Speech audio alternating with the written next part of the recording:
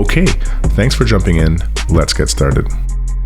Let's talk about divs and spans, but before we do that, let's take a look at a few things.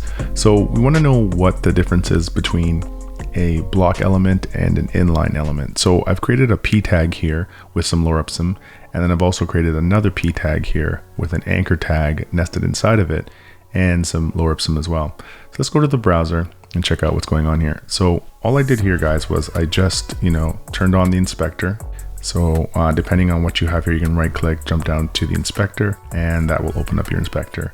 And I just want to show you the difference between block elements, so block level elements, which basically take up the full width of the container or full width of the space that's allocated to them. So if we look over here and I will select the p tag, you can clearly see that this block element, this p tag, it takes up the entire width of the page.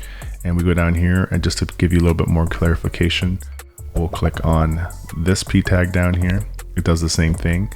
And then if you notice that we click inside the anchor link, so an anchor link is an inline element and it only takes up the space that it needs. So when we talk about divs and spans, they kind of work the same. Let's go back to our editor and we'll show you how this works. So I'm just going to remove this and I'm just going to type in a div tag. So right here you can see that a div tag really actually does nothing at inception. You can't really see what's going on here. So if we were to open up this, and we know there's a div tag there, but it doesn't represent anything. It doesn't show anything. We also know that div tags are block elements, right? So if we were to hover on this, because there's no contents inside of the div tag, we can't see this, but you can note that it does take up the full width. And what a div tag does is that it defines the section or creates a block or a division in an HTML document. Div elements can also be styled using CSS. So you could add something to your div along the lines of this. Let me just give it a background. We're gonna say this is a header. And then we're going to place a p tag here with some text inside. And we'll go back to our browser. So I just wanted to demonstrate here that the background is gray, and then we have a header tag inside here. So this is the header. And you notice that this is also a block level element because it takes up the full width of the container it's given. And same with the p tag and the div tag as well.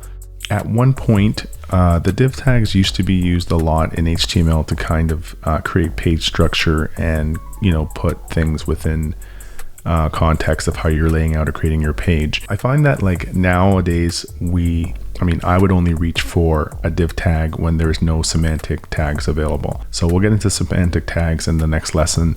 And I know that sounds a little confusing right now, but we'll get into semantic elements and I'll clarify that. So the difference between the div tag and the span tag is also a inline element. It's actually not a block level element.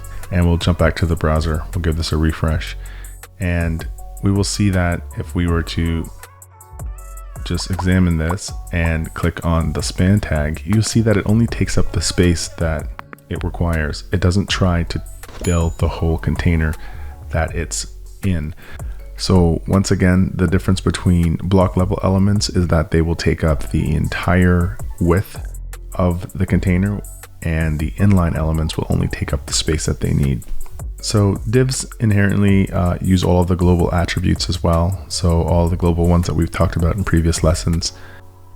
And the span tag, once again, is really just a generic inline container for like phrasing content. And it's really used to represent almost anything you want to place in between the span.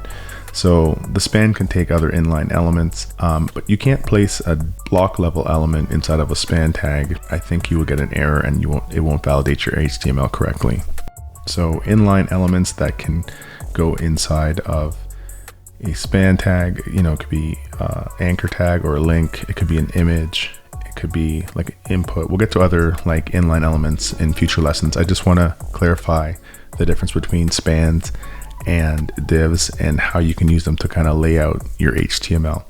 If there is no other semantic tags available, and we'll check that out in the next lesson, do tries to use the div tag sparingly. At one point it was used to just lay out and put together your page, and it was used in like just ways that weren't exactly practices.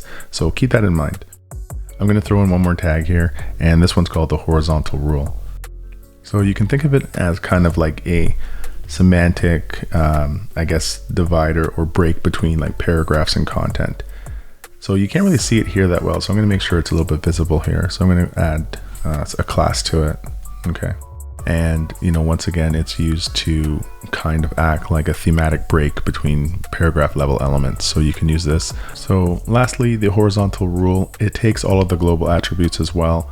And it used to have a few others, and I think they became deprecated, meaning that they don't, they're not recommended anymore. Some of them are around size, and I'll show you here. I think color is still an option. Nope, it's not. Then we have things like align was another one, no shade. And I think there used to be a width one as well, and that's also deprecated. I just want to show you these because working with CSS allows you to add a lot of styling and variation to an HR. Like at one point we didn't have the ability to do so. So these attributes were created and now they are deprecated. They're not used, and there are other options to kind of decorate your horizontal rule. So now you'll get a little bit more understanding around the context of divs and spans and how you could semantically lay out your document versus trying to use a lot of divs and spans and different things to kind of block out your content. And that's it for this one, guys. Don't forget to like the video if you found this useful. Leave your comments and thoughts below. Take care, and I will see you next time.